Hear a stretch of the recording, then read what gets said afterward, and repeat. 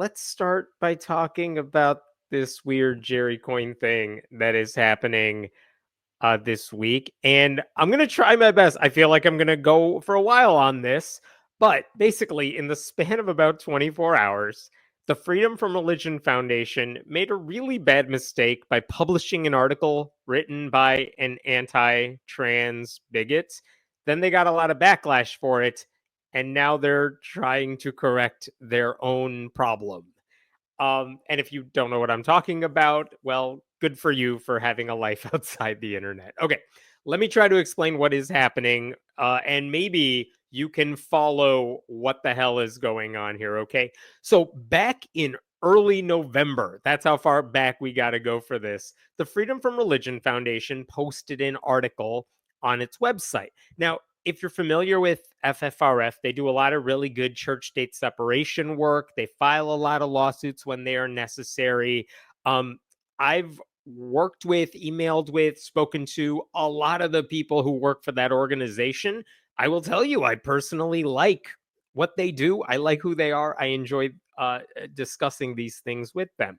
Now, FFRF also has a blog called Free Thought Now, where they're not just giving you press releases on their latest complaint letter or lawsuit.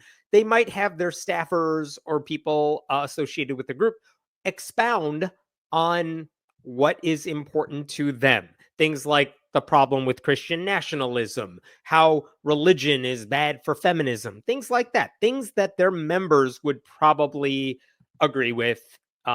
And it's just an extension of the work they do. Well, in early November, they posted this article by Kat Grant, who is a former intern for them, a legal fellow for them.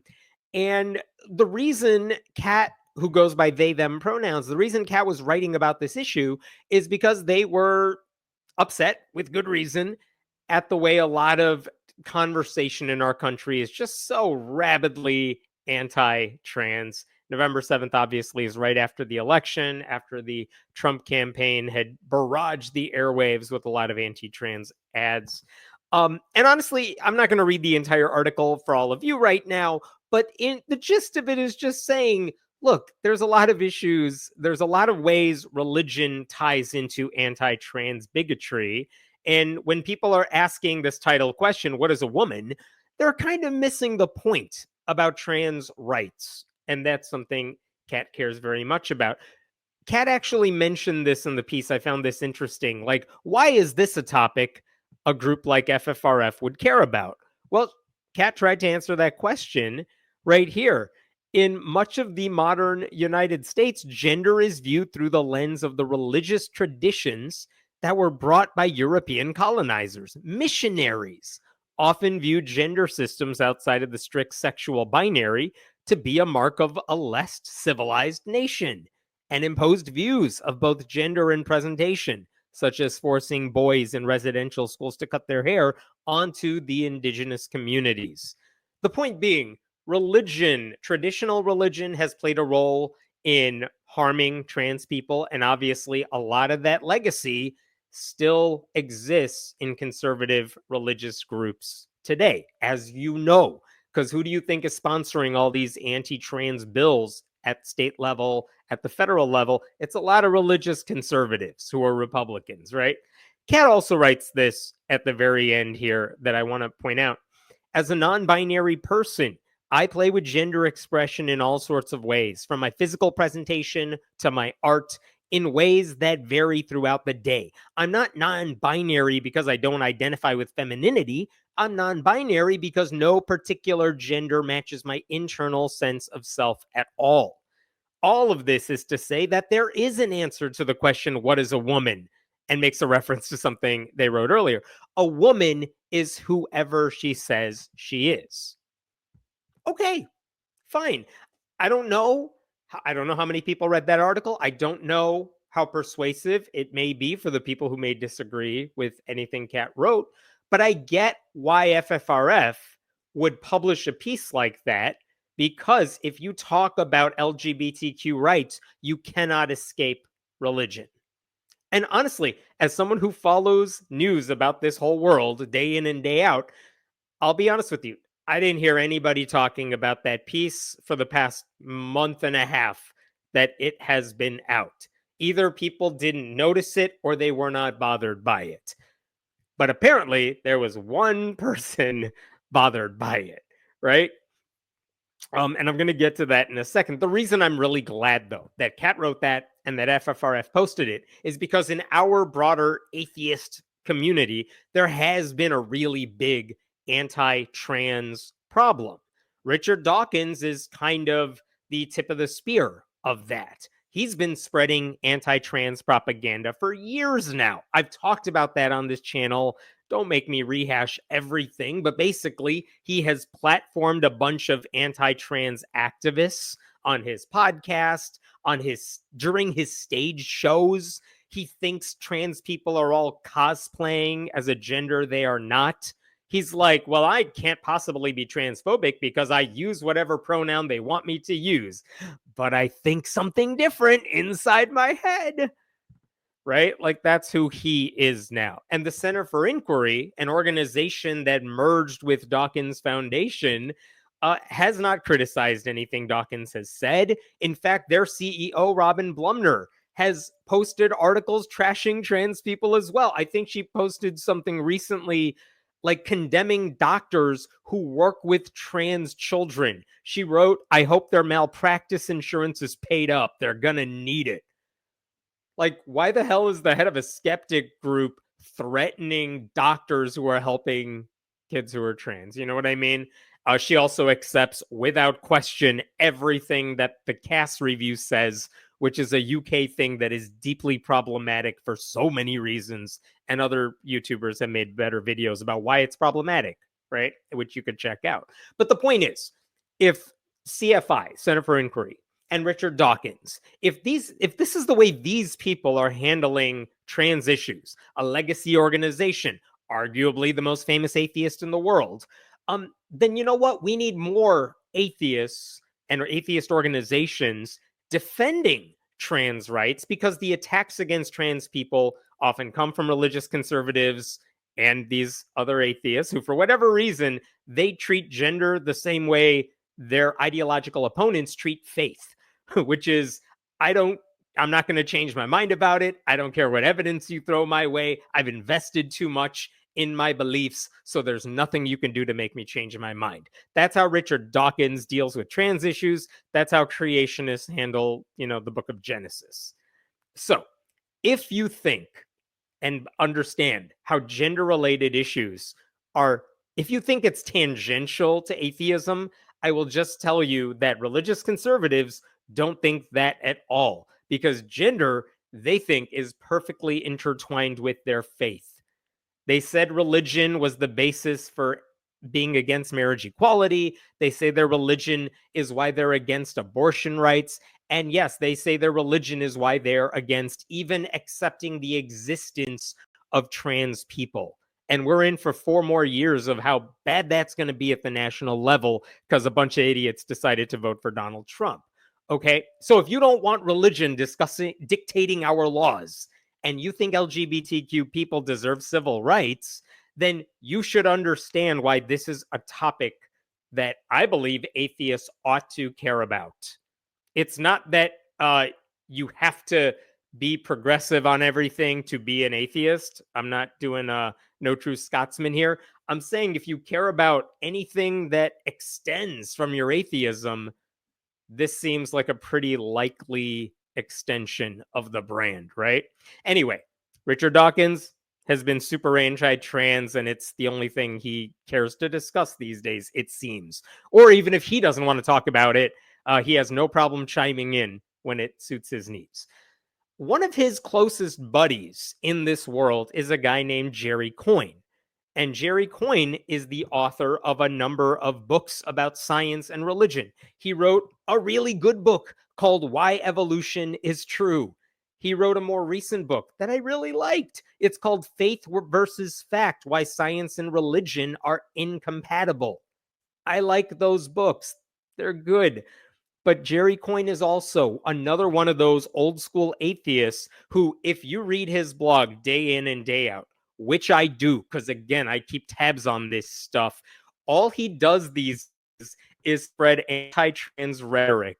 Like, all he does is he says, look at what some conservative writer said. I'm just going to republish everything they said in full and do one of those Elon Musk true. Like, that's the way his blog works now. It's just regurgitating conservative propaganda, and then with a little disclaimer every time, like, I'm a liberal, but everything these right-wing conservatives say is totally true. I don't like Trump, but he's right about all the following things. Here's something you will never read on Jerry Coyne's website. You will never hear him say, I think these religious zealots have gone too far when it comes to hurting LGBTQ people. I think this bathroom bill is completely irrational and reeks of bigotry. He'll never defend trans people. He'll never defend, progressive issues. He thinks anyone who's protesting against the genocide in Gaza is like pro Hamas. Like, he just falls for every right-wing talking point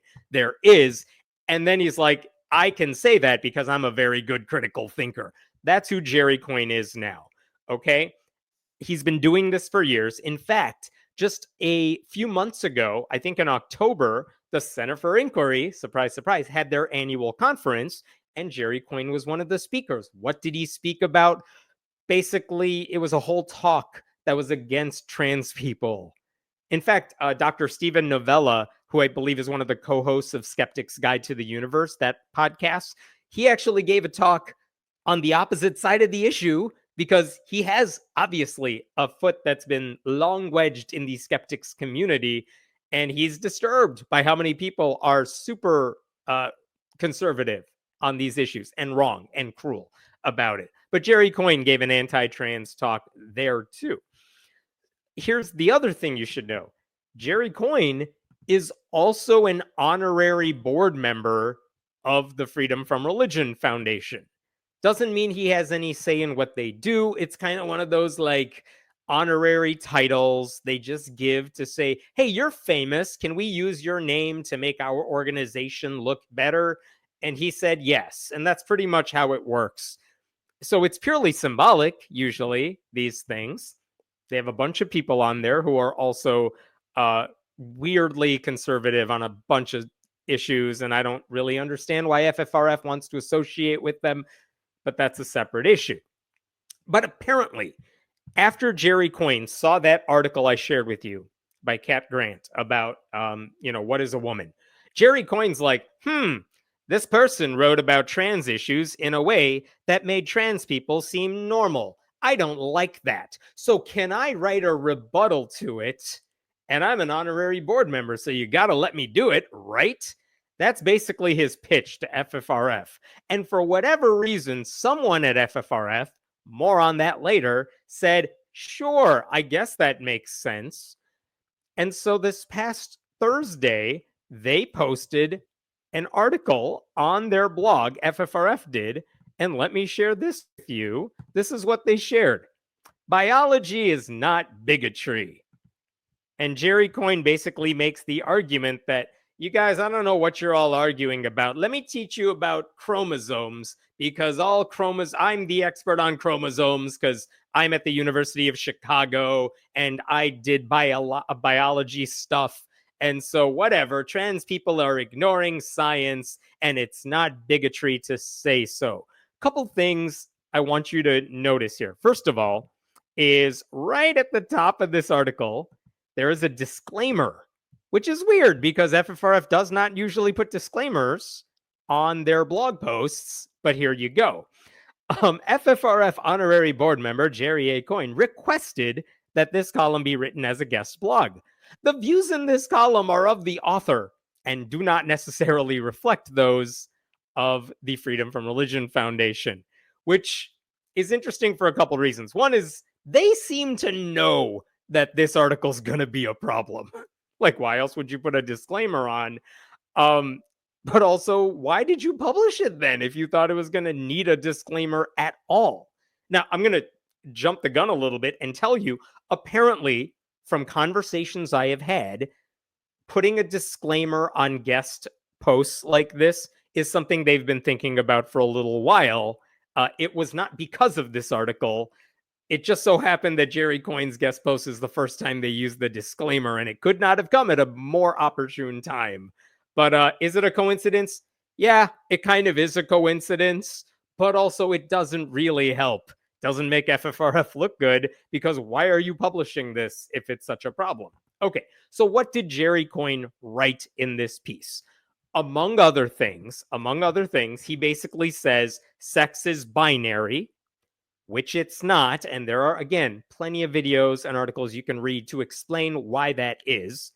He says Cat Grant's definition of woman, a woman is whoever says she's a woman, that's a tautology. And then Jerry Coyne offers his own definition of a woman, which is an adult human female, which is a definition I would argue applies to trans people too. So I'm very confused at this point.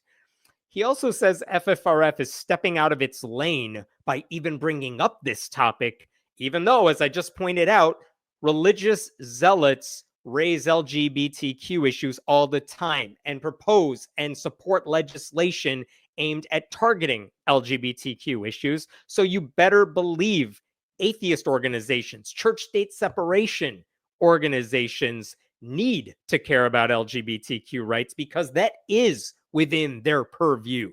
Because if you don't want Christian nationalists taking over our government, you're going to want church state separation organizations fighting to stop them. And stopping them means pointing out how civil rights should not be up for grabs based on which religious group is in power. So Jerry Coyne rants about all of this. He actually says this in the piece. Sex and gender have little to do with theism or the First Amendment, which makes absolutely no sense for all the reasons I just mentioned. Religious zealots, theists, care very much about sex and gender and make it a problem. So I don't care what your textbook definition of atheist says. It doesn't say sex, it doesn't say gender, but those issues are in our world because religious zealots make it an issue. And as for the First Amendment, I've seen plenty of conservatives and plaintiffs in right-wing lawsuits that say, well, I'm a teacher and I'm not going to call this student by the pronoun they want me to use because I have free speech rights. So guess what? It is a First Amendment issue too. It gets worse, though.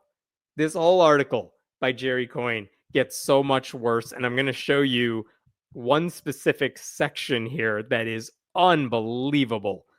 Okay, I know this is tiny font. I'm just trying to squeeze it all in one area. That's too tiny. I'm going to zoom in and scroll around. But look at this paragraph at the top here. But even here, Grant misleads the reader. They argue, for example, by the way, kudos to Jerry Coyne for using the proper pronoun. I do wonder if that's something he did on his own or if someone had to correct that for him. I don't know. Anyway, they argue, for example, that transgender people are no more likely to be sexual predators than other individuals. Yet the facts support the opposite of this claim, at least for transgender women. And let's just pause there. Really, we're going to hear facts about how trans people are predators. That's what Coyne is prepping us for. Here's what he says. A cross comparison of statistics from the UK Ministry of Justice and the UK Census shows that while almost 20% of male prisoners and a maximum of 3% of female prisoners have committed sex offenses, at least 41% of trans-identifying prisoners were convicted of these crimes. Transgender, that's just a group right there. Transgender, then, appear to be twice as likely as natal males and at least 14 times as likely as natal females to be sex offenders. While these data are imperfect because they're based only on those who are caught or on some who declare their female gender only after conviction, they suggest, wait for his conclusion, they suggest that transgender women, all of them, apparently, trans women are far more sexually predatory than biological women and somewhat more predatory than biological men. Holy crap, let's just pause there for a second. So using some research that he found somewhere, I'll tell you in a second, But using some research, he's like, well, there's some, when we looked at all the trans people in prison, a whole bunch of them were convicted of sex offenses. Therefore, I'm going to extrapolate and just say all trans people are dangerous. We could play this game if I were racist and I wanted to make a racist argument using the skin color of prisoners. Jerry Coyne would be saying, well, I guess we know something about people of color in this country. Whereas a bunch of rational, sane people would say, no, that actually speaks to systemic biases in our country, and maybe we should look at that instead. But Jerry Coyne doesn't go that far because he doesn't know how to deal with this statistic. Let me tell you about that statistic, which, by the way, comes from a right-wing hate group that is based in the UK. There are actually a very, very tiny number of trans women in prisons. So when you say, well, I looked at all the trans people who are in prison, we're talking about a very small number.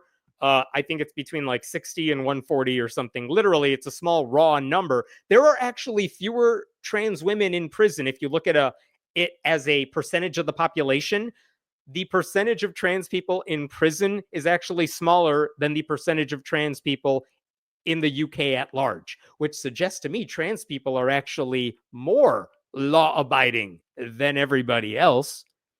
It is also possible, I don't know this for a fact, but it's also possible that some of these sex offenses they were arrested for might be consensual sex work and not that they were predators against children or whatever.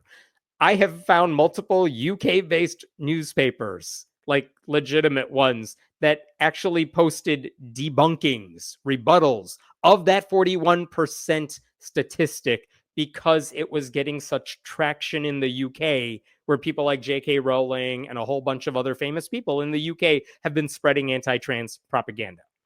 None of that matters to Jerry Coyne, who is literally arguing that all trans people are a danger to society because of some cherry-picked number he found from a hate group based in the UK. And that's just the start. Elsewhere in the piece, Jerry Coyne has a paragraph where, first of all, he wants to tell you he is not transphobic. He insists he is not transphobic. He's just a scientist. He's just telling you what reality looks like. And then that same paragraph closes with an unbelievable sentence because it's just his conclusion about all this. Look at what's highlighted here. Transgender women, for example, should not compete athletically against biological women, should not serve as rape counselors and workers in battered women's shelters, or if convicted of a crime, should not be placed in a women's prison. This is his conclusion for all trans women in general, because he's totally not transphobic.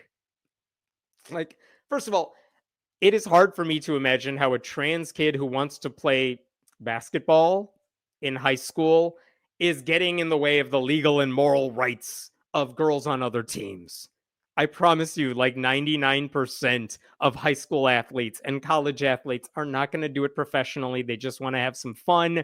And if you think about all the regulations that the NCAA has and the Olympics have for who can compete in their sports, because they have a vested interest in maintaining the competitive integrity of their sports. It's kind of bad for business if anyone can play and win, even if they're not good. You would think they have a vested interest in this, but you know what you don't see? You don't see trans women winning every single sport they compete in. Like maybe a competition here and there. They're not dominating the Olympics. They're not dominating NCAA sports. The only time you ever hear about it is like the rare occasion when someone who is trans wins. And even then, it's usually a sport no one cares about. I've heard so much about like an NCAA swimming competition where a trans person beat some fifth place anti-trans Christian, and this anti-trans Christian has spent years broadcasting anti-trans propaganda because she's so mad she got beaten by a trans person, and several other women who competed. And also for anyone who's like, yep, that can never happen, those people could not tell you who won the NCAA women's swimming meets at all, like this past year. You think they care about women's sports? I've heard them argue they will mock the WNBA more than anybody else because none of these people give a damn about women's sports at all. Trans women mocking trans people, that's just the vehicle they're using. They're like, I'm doing this for the sanctity of sports because I think women have to be able to play fair. I'm doing it for them. And the second you see someone like Angel Reese or Caitlin Clark, they're like, they're not great athletes. The WNBA sucks. Who cares about women playing sports? Like, unbelievable. But that's just the sports thing. Jerry Coyne said trans women should not serve as rape counselors or workers in battered women's shelters, suggesting that someone who is trained as a counselor, someone who has all the qualifications on paper that you need to work with women who have been abused, shouldn't be allowed to do it if they're trans. What is that if not discrimination?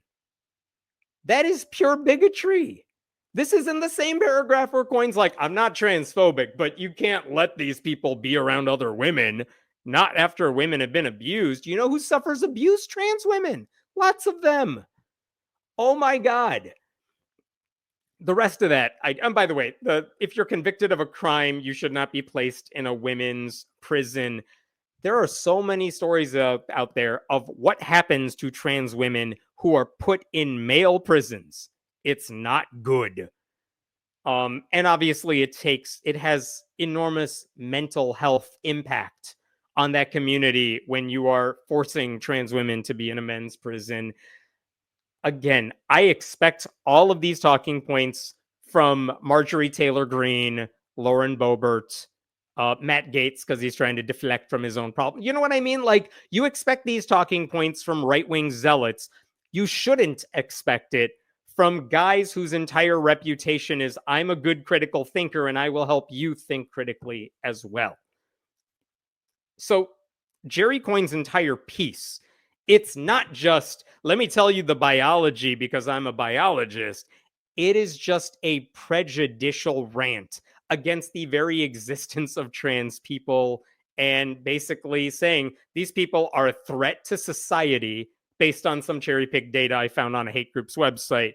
And also, there are certain jobs they shouldn't hold because it would make me really uncomfortable. That's his entire piece. And for some reason, FFRF, a group I respect generally, is like, you know what we should do? We should broadcast these ideas to our members. So it's not just like one stupid decision, it's several of them piled on top of each other. Okay? And here's the thing.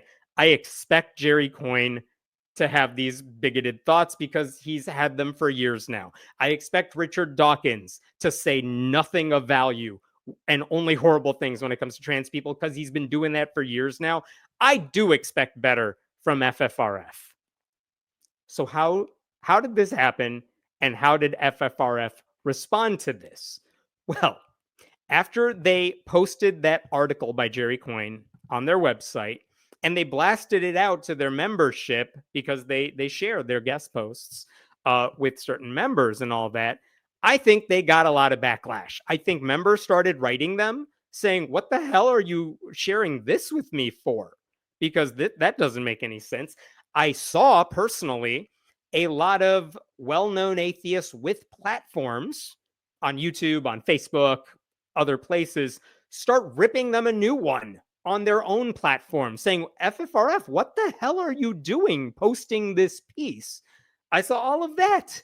I saw a lot of them. I mean, Matt Dillahunty, just to name one guy who has spoken at FFRF events, he said he would be making a video about this, quote, embarrassing, garbage, transphobic crap. There are other FFRF group leaders and members who are ashamed that FFRF did this. One of them actually said, if you still support FFRF, I would encourage you to pull your donations and talk to their leadership about the importance of trans rights in the battle against white Christian nationalism. That's what started happening within a span of hours yesterday. And whatever the reasons, the pressure seems to have worked to an extent, because yesterday, like again, less than 24 hours after this all began, FFRF did two things. They removed Jerry Coyne's article from their website. It's just out. It's gone. If you go to the URL, it doesn't work anymore. And they posted a brand new article on their website.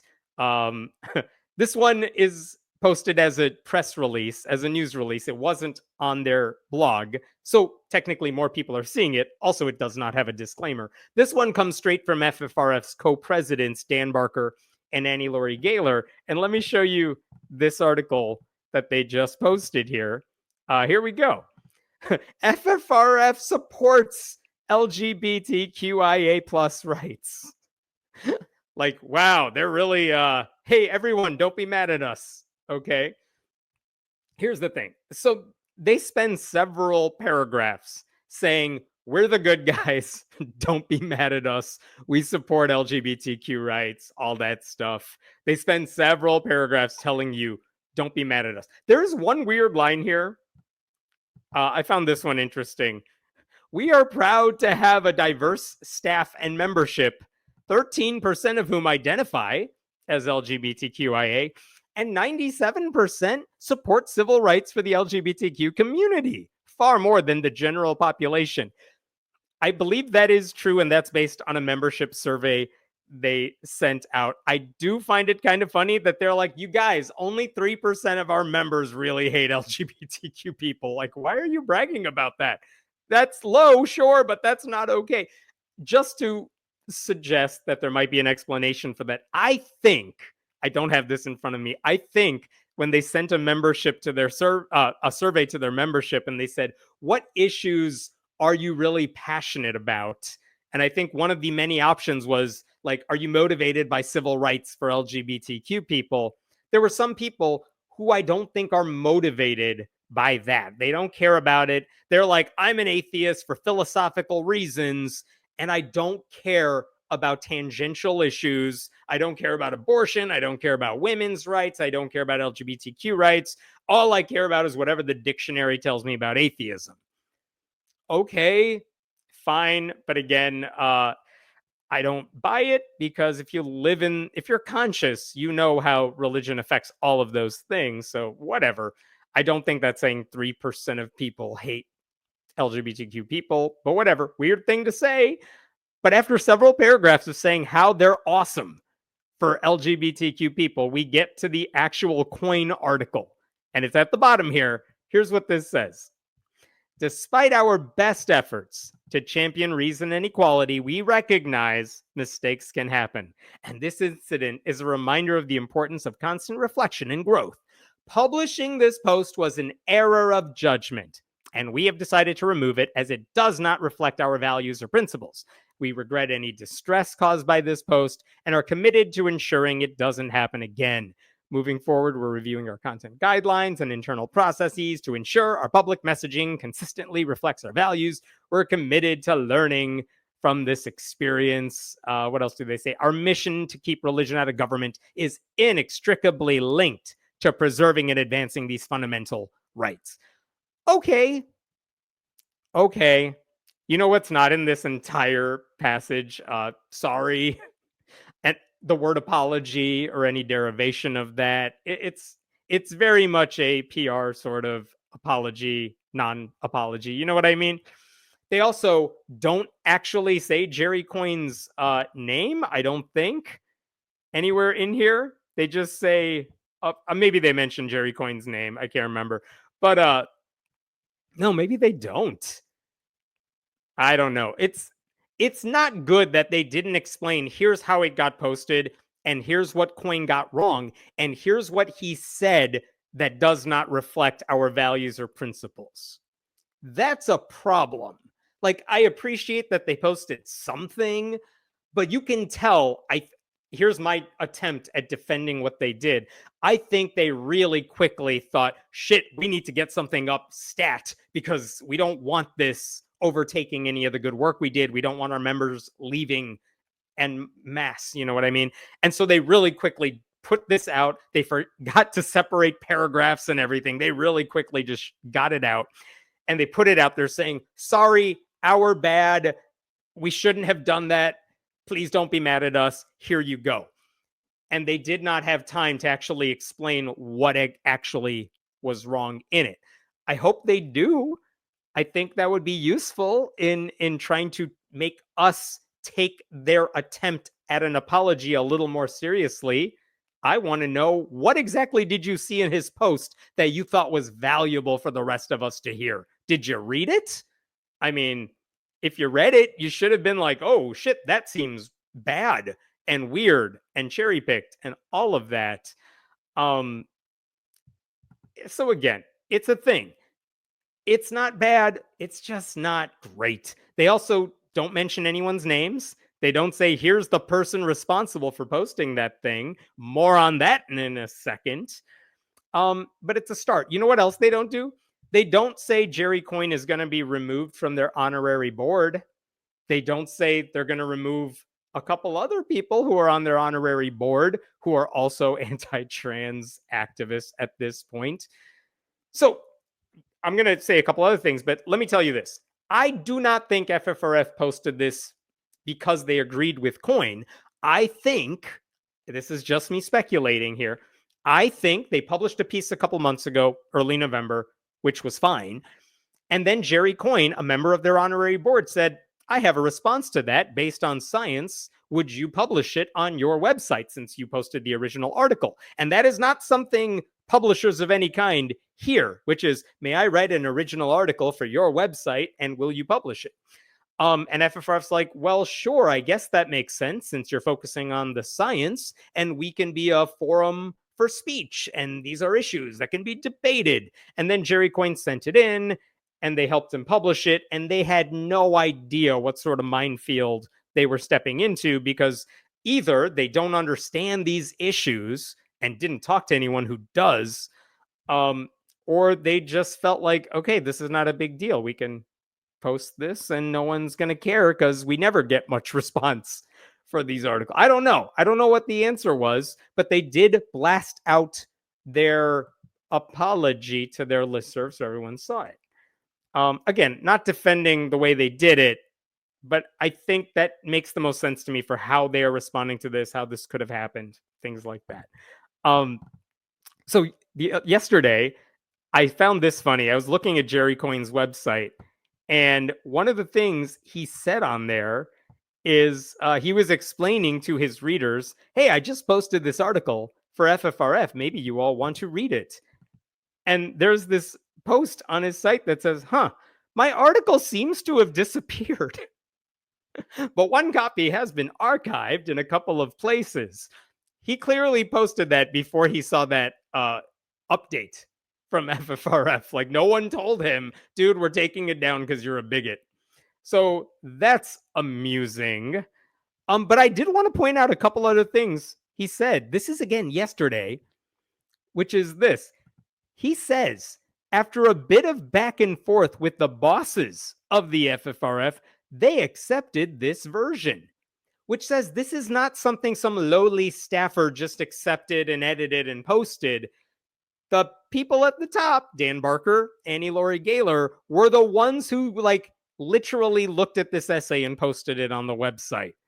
That's interesting, and I'm not sure he was supposed to say that out loud because FFRF sure as hell didn't say that when they posted that message. Here's the other thing.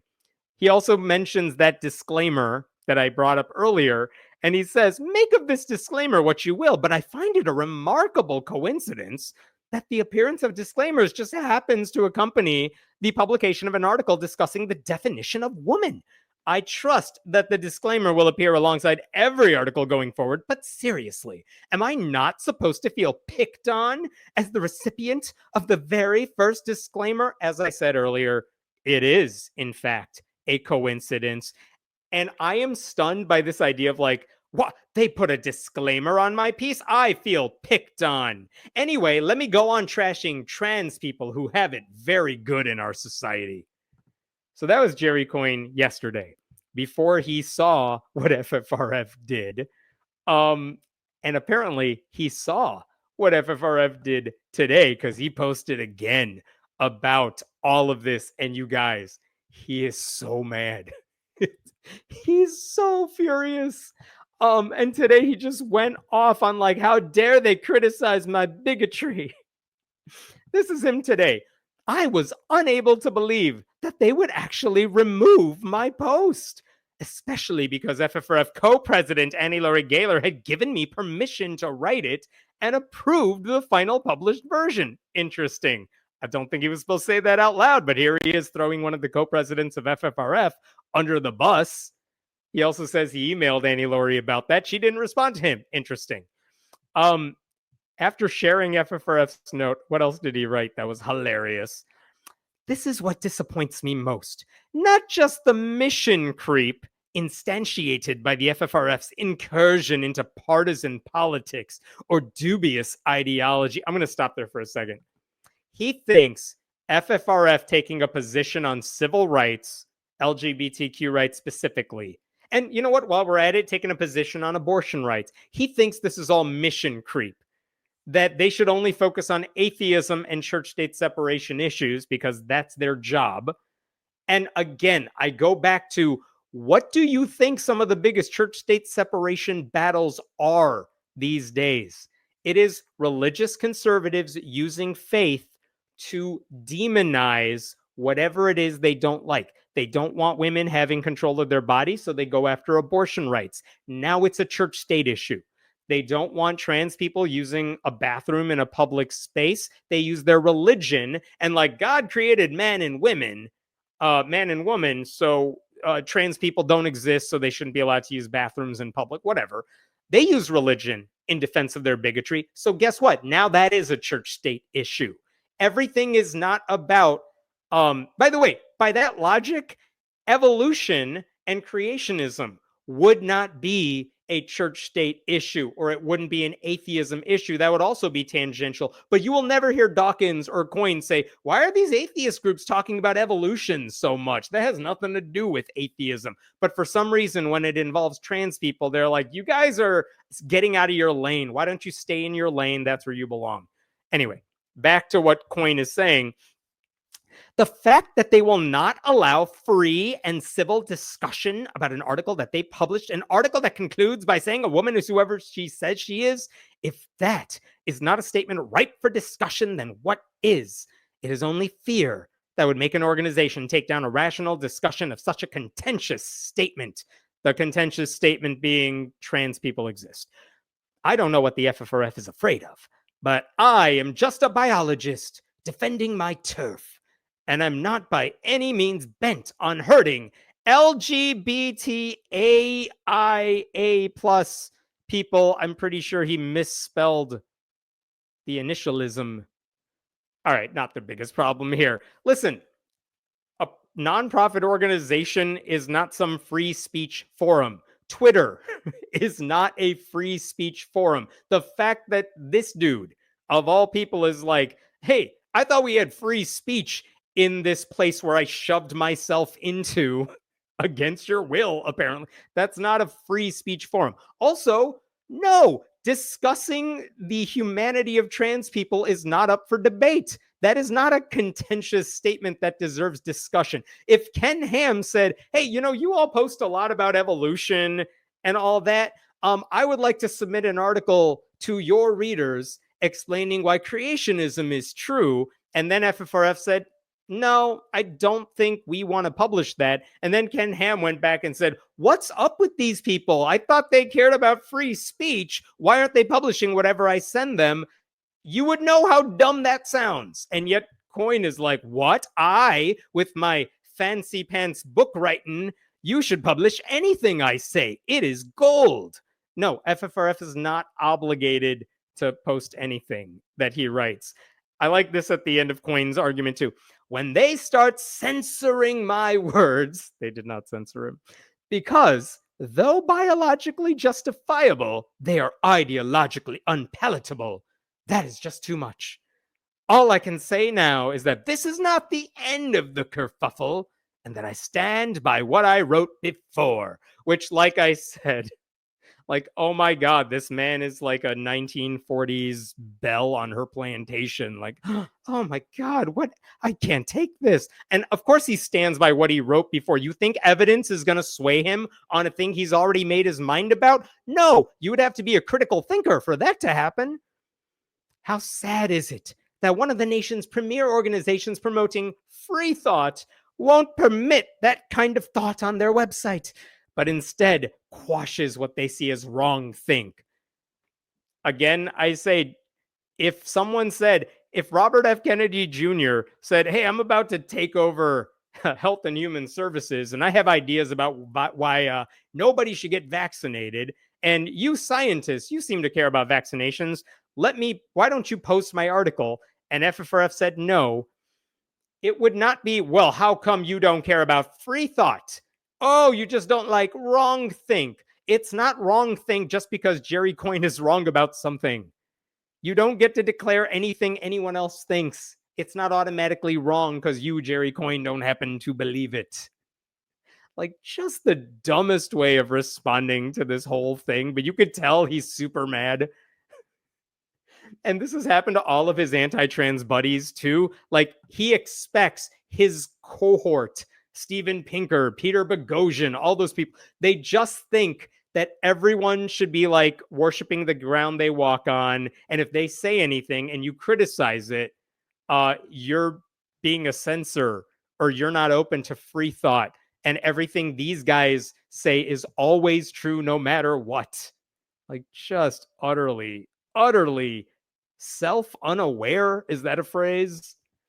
I wish someone like him would try to spend 2 minutes thinking about why he gets so easily duped by right-wing propagandists anytime the topic involves trans people. I don't know. I did ask Kat Grant, the person who wrote the original article about all this. I asked Kat, hey, what do you think about all this kerfuffle? What do you think about FFRF, since you worked with them and all that? And Kat told me, and I'm quoting here, I know for a fact that the entire staff is already working hard to regain the trust that has been lost as a result of this, including myself. I know the organization will grow to be stronger on the other side of this, which is very magnanimous of Kat. I don't know that FFRF deserves that right now, but Kat, who is at the center of this, is saying, like, don't cancel your subscriptions, don't cancel your memberships. They made a mistake, but the group is still worth supporting. And I think if Kat is saying that, and again, I'm telling you from my own history with the organization, which has been overwhelmingly good with mistakes like this along the way, I think the group is still worth supporting, but also worth criticizing, especially in a case like this. Oh, I had one other last thing to point out here, which is about, I don't know, a few weeks ago, my friend Drew McCoy, he has a YouTube channel, a genetically modified skeptic, really good channel, very popular channel. He had the chance to interview Richard Dawkins for his channel, which would have been great for views and all of that stuff. And maybe that could have meant interviewing Richard Dawkins on stage during his recent book tour. But Dawkins is just like Jerry Coyne. He's made a lot of anti-trans statements. And because of that, and because this was not going to be a debate where you get to challenge Richard Dawkins on every, anti-trans thing he's ever said, it is an event to promote Dawkins' new science book. It felt wrong to Drew to say yes to that invitation because it's not a platform to challenge Dawkins at that point. So he said no. And I spoke with Drew about why I thought that was the right, courageous decision. And we talked about this a few weeks ago. Drew just made a video about why he said no, and it includes a lot of that interview I had with him. And I'm going to post a link to that video. I'm going to share it with Den so he could share it with you in case anyone wants to watch it. But I hope you'll check it out because I think Drew did a really good job with that. Okay. Have I talked long enough about this Jerry Coyne thing? Let's take some questions while I set up something totally different. We'll talk about other issues too. Hey, I'm sorry to drag you into controversial things during the holidays. Thank you, Drew. And no, you didn't drag me into anything controversial. Jerry Coyne and FFRF, who apparently aren't doing anything for Christmas because, atheists. I blame everyone else. Thanks, Captain Bart Roberts, for being a member. A whole year, nearly. Who would have thunk? I don't even know what we're talking about, but thank you for being a member for nearly a year, if that's what you're talking about. Um, Nadia says transness per se is often flagged as a sex offense akin to lewd conduct, indecent exposure, under drag bans. Yes, also prostitution is the most common sex offense trans people are getting charged with. I mean, yes, you're right about the just being trans is seen as predatory in a lot of ways. When there are like drag queens, and I know not all trans people are drag queens, but when drag queens want to read stories in libraries, and it's something kids might like because these people are dressed up and they're reading a fun story, why do you think right wing people get all worked up about it? It's because they're like, these people are coming after your kids. Like, no, they're reading a book to kids in a library with a lot of people present. But again, it's the existence of someone outside the gender binary or whatever stereotype you have of the genders. When someone steps outside of that, they just get mad and they immediately jump to they're after your kids. They did the same thing with gay people. They're doing it to trans people. It happens all the time. What else we got here? Oh, thank you for that donation. I'll come back. Where did that one go? We'll find that one in a second. I had to cut out my Catholic best friend of 20 years about 6 months ago because of these bullshit talking points. He said so many horrible things I would be ashamed of. Sorry you had to lose your friend, but also not really sorry. Because if, why would you want to associate with someone who has such little respect for other people? Like, that's not a religious thing. I say this as someone with Catholic friends because they know the church is wrong on a whole host of issues. Like, you don't have to be friends with bigots. It's not like you don't win an award for lowering your bar that much.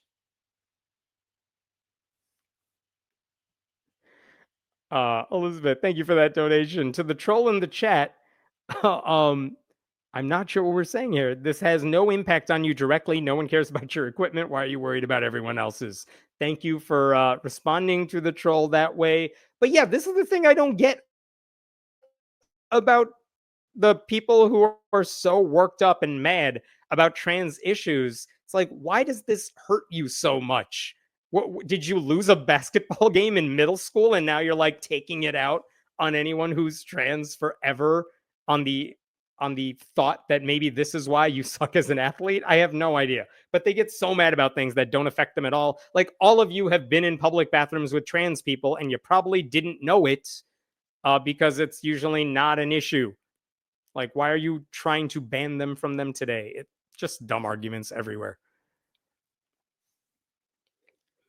Oh, thank you donation for the donation, Alan. Just tuning in, saw the first segment. Thanks for sticking up for those of us in the LGBTQ community. I appreciate that. I hope you see me as an ally. I hope I'm doing a good job, but also I learn because so many other people do it and they do it well, and I see what they're saying and I learn from that. So thank you to everyone who educated me on a lot of this stuff.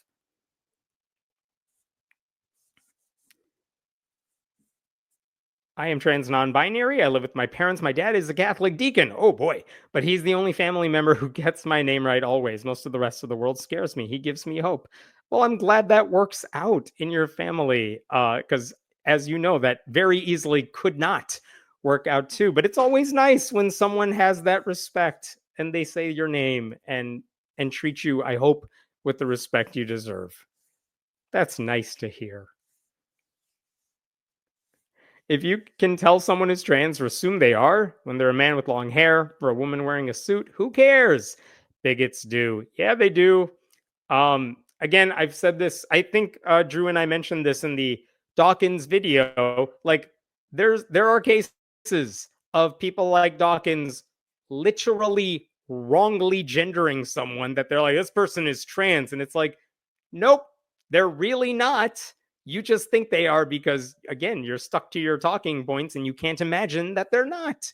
Like, they're not just going after trans women. They're going to go after cis women who don't conform to a specific gender norm they have in their head. Any other questions here? What I'm wondering is, have there always been so many transphobic bigots beneath the surface, or did they adopt their hateful beliefs from the recent hate propaganda movement?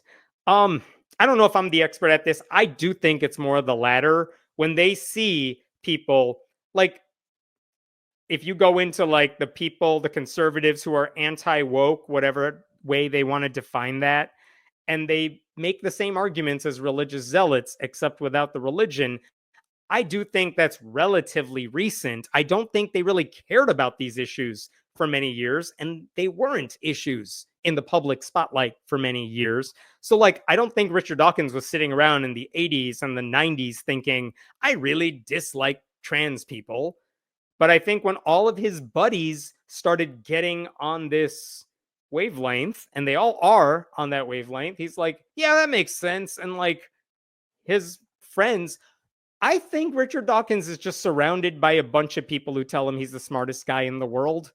And if you live your life surrounded by people who think you're brilliant and always tell you you're right, and also the British accent, I think does way more work to all of this. I think when you're surrounded by all these people who tell you you're brilliant, you have a hard time understanding how you could be wrong about something that is theoretically in your domain. Like, I try to avoid that because I'm only surrounded by people who tell me I'm an idiot. Keeps me very grounded. Oh, what do you mean by looked at? How closely did you look at these trans women? Something you want to tell us? I don't know how much research he's done. What I can tell you, because I read his blog, is that he only seems to get his information from right wing propaganda sites. And every other blog post is, let me tell you what Barry Weiss said. That makes total sense. Let me tell you what this other right wing guy writing for some mainstream outlet says. You know, those people who are like, there's always one or two conservative opinion writers for the New York Times, and they're all horrible and everyone makes fun of them. Jerry Coyne is one of those people who only reads those people and thinks they are brilliant. And then he will just republish their entire article on his website. Like, instead of quoting a sentence or a paragraph, he's like, they just said something interesting. Here's 1,000 words they wrote that I'm just going to republish for you. It's just garbage. It's unbelievable. Like, he'll believe anything these people say, no critical thought whatsoever.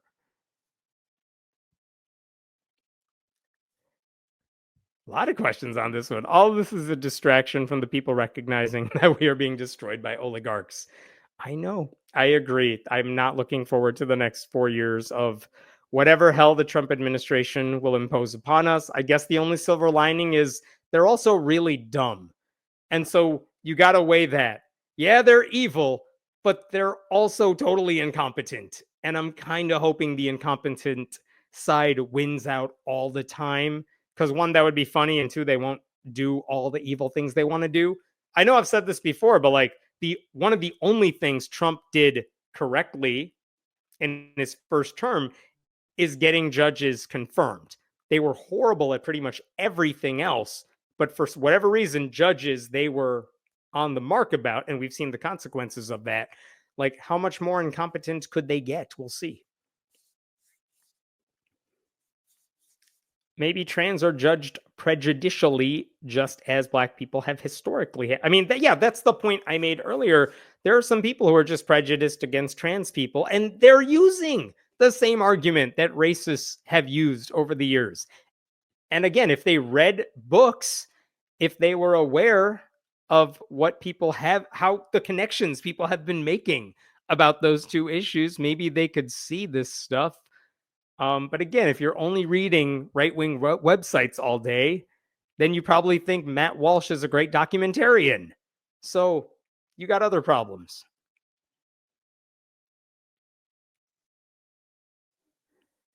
What else we got? I swear I have other stories. We'll get to them. Jerry's point is like black people shouldn't be allowed to participate in the justice system because poor black neighborhoods have high crime rates. Yeah, that's what I'm saying.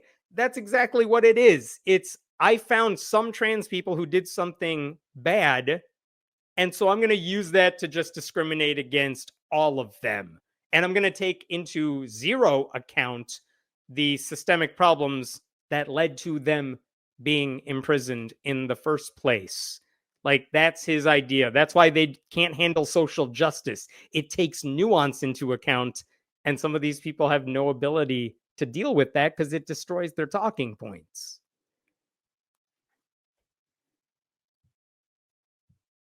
All right. The 3% from the survey is weird, but your explanation works. That's not my main issue either. Talking about the FFRF survey. I like that they took it down and posted the new piece, but they never should have posted the original article. I agree. I hope they will. I hope they really will put in new policies in effect so that stupid shit doesn't get posted in their name.